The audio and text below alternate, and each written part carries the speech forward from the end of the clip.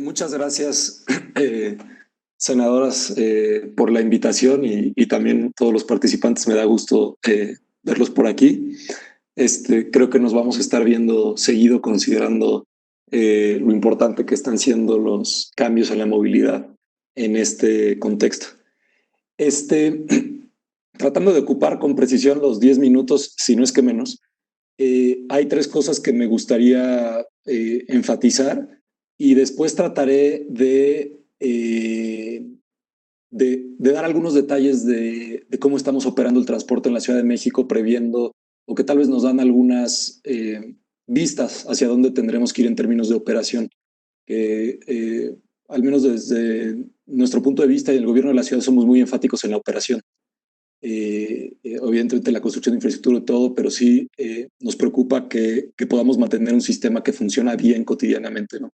Entonces, lo primero, creo que esta situación ha hecho evidente y palpable que el transporte público, y en particular el semimasivo y el masivo, son bienes públicos. A veces lo perdemos de vista, pero lo que ahorita estamos llamando actividades esenciales en los últimos 2, 3 meses y que realmente hacen que funcione esta ciudad, que los policías sigan llegando a su trabajo, que los médicos lleguen a su trabajo, que los trabajadores de supermercados y mercados lleguen a su trabajo, es el transporte masivo y semimasivo de la Ciudad de México. Esa es la verdad de las cosas. Si nos imagináramos un escenario donde no existiera esta red de transporte en la Ciudad de México, estaríamos hablando de muchísimas más dificultades para operarlo y sobre todo en los requisitos que tenemos o las exigencias que tenemos por la emergencia de hacer o tratar de garantizar la seguridad de los pasajeros, tenemos mucho más control de la operación en estos servicios para mejorar la seguridad de los pasajeros, tanto en las medidas sanitarias preventivas como en las medidas de operación que hemos tomado para hacer medianamente posible la sana distancia en el transporte público. El transporte concesionado no es distinto en el sentido de que es igual de importante, pero evidentemente por razones estructurales es difícil la capacidad de intervención que tenemos y por desgracia opera con con reglas, primordialmente que cada operador viva del pasaje, que hacen muy difíciles hace muy difícil mantener la operación de la forma que lo hemos mantenido en aquellos que son operados por el Estado. En el caso de los que son operados por el Estado, y esto es fundamental, yo lo suelo decir como que en otro contexto, pero sí quiero resaltar lo importante que son para nuestras ciudades y para el país el transporte público operado por el Estado, porque normalmente cuando se discute los presupuestos, el costo de la infraestructura, la operación, pues se discute la tarifa, se discuten los subsidios. Y saben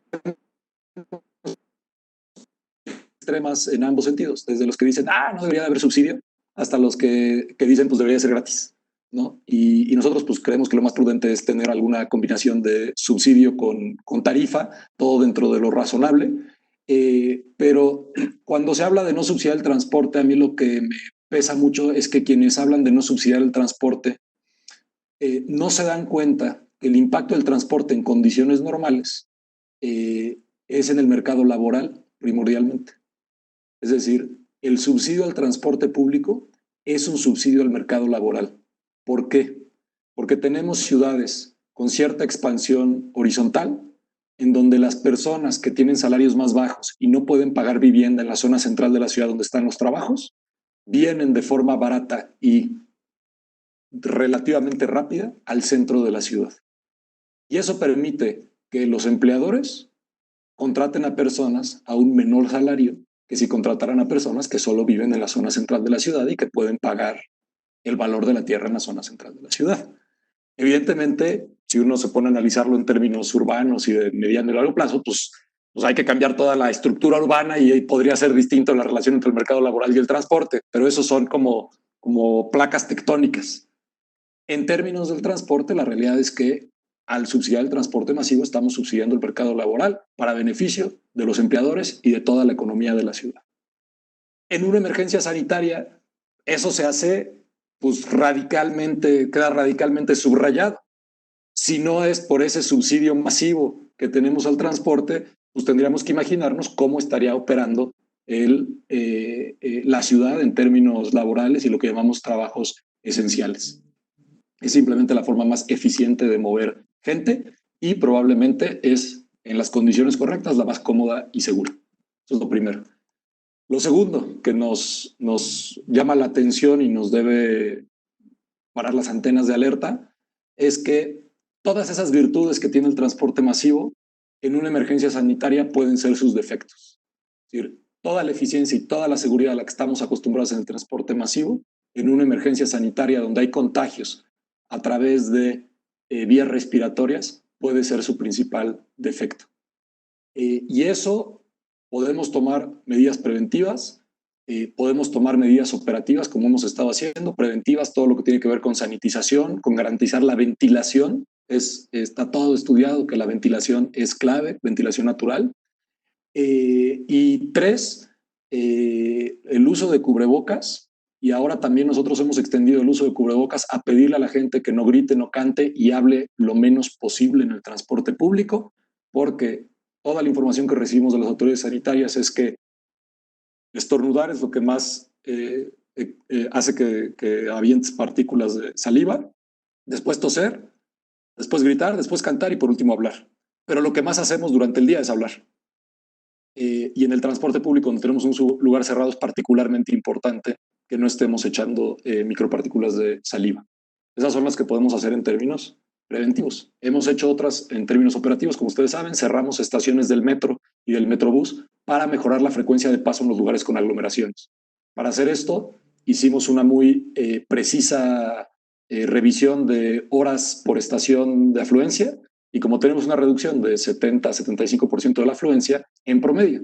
Sabemos que en Pantitlán es menor esa reducción, pero en Canal de San Juan, pues la reducción es casi de 90%.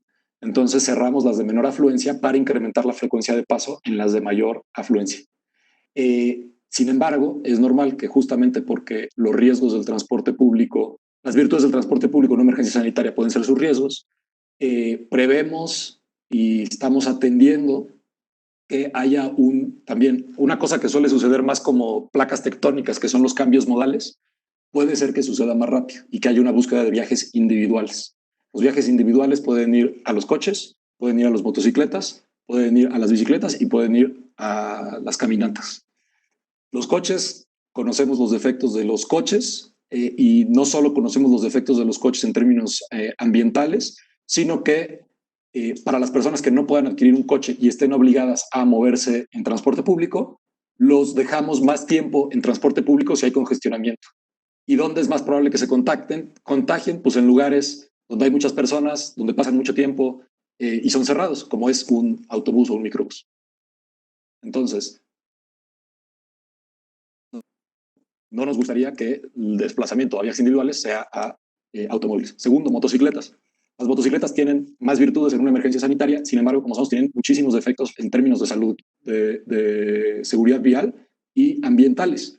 No es, en la Ciudad de México hemos visto un incremento del uso de la motocicleta, acompañado de ese incremento del uso de la motocicleta, un incremento en los incidentes viales relacionados a las motocicletas y un incremento en el número de muertos y lesionados relacionados a las motocicletas de forma desproporcionada frente a cualquier otro medio de transporte.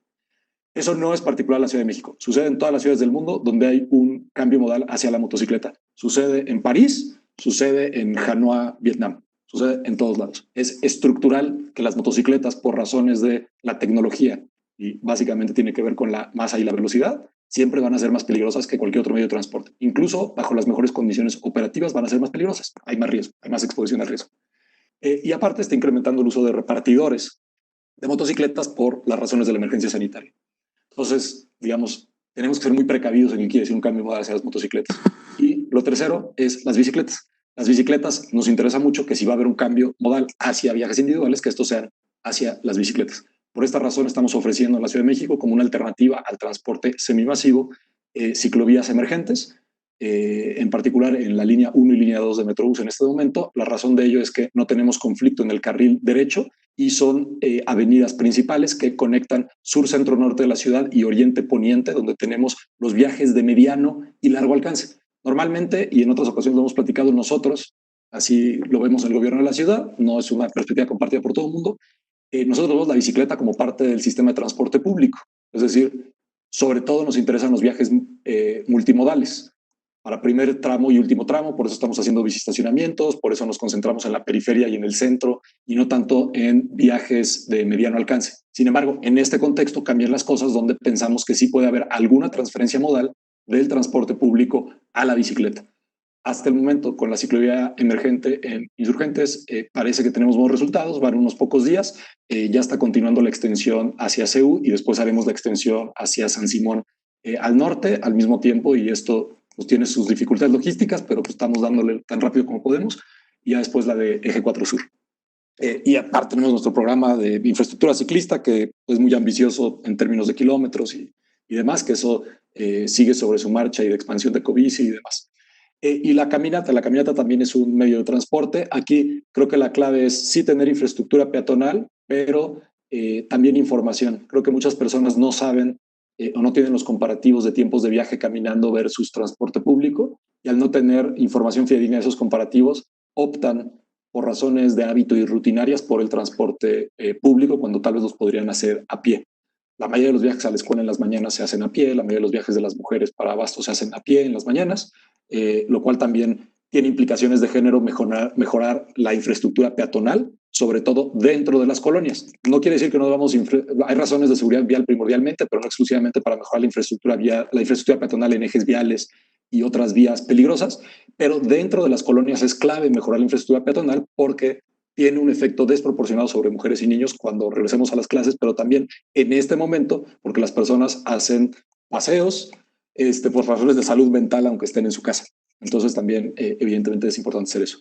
Y por último, y ahora sí ya con esto termino, aquí tenemos, hay una frase que puede ser desafortunada, pero voy a tratar de ser prudente en cómo usarla, y es que no hay que desaprovechar una buena crisis, ¿no?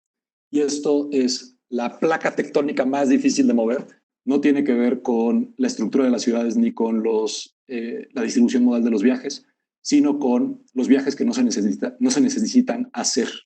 Ya sabemos que se dice que el mejor viaje es el que no se hace, la razón principal por la cual es muy difícil cancelar viajes en nuestras sociedades, no solo digo en nuestras sociedades México, Latinoamérica, sino en el mundo, es porque pues básicamente desde el siglo XVIII, las actividades económicas están coordinadas por horarios. Y al estar coordinadas por horarios hace que tengamos una hora pico en la mañana, una hora intermedia a mediodía y una hora pico en la tarde. Y esa coordinación, que es la estructura humana de las más difíciles de mover, por primera vez está endeble. Está endeble, ¿por qué? Por una razón que vamos a ver si cambia o no cambia, por las escuelas. Eso es lo primero. Normalmente lo que termina coordinando los trabajos es que coordinas el cuidado de niños, está coordinado con las actividades laborales de las personas. Entonces, la más difícil de mover, la verdad, es el horario escolar. Ahorita están suspendidas las clases, digamos, hasta agosto, pero llevan suspendidas un rato y está nuevo aviso. Pero también podemos romper esa coordinación histórica en otros sectores laborales. En la Ciudad de México lo que hicimos fue para el 1 de junio, que regresó la construcción a actividades, hicimos una revisión muy precisa sobre lo que le decía de flujos de transporte público y horas, y a partir de la determinación de eso, hablamos con la industria de la construcción y les dijimos, no queremos que sus trabajadores que regresen a actividades regresen a las horas pico, porque sabemos que hay riesgo de contagio. Lo peor para ustedes, lo peor para nosotros es que suban los contagios, y lo peor evidentemente para las personas que están en riesgo. Entonces, acordamos que empezaran a las 10 de la mañana sus actividades. Al empezar a las 10 de la mañana sus actividades, quiere decir que los viajes empiezan a las 9 de la mañana, que es cuando está terminando la hora pico tradicional. Ahorita tenemos una súper evaluación preliminar.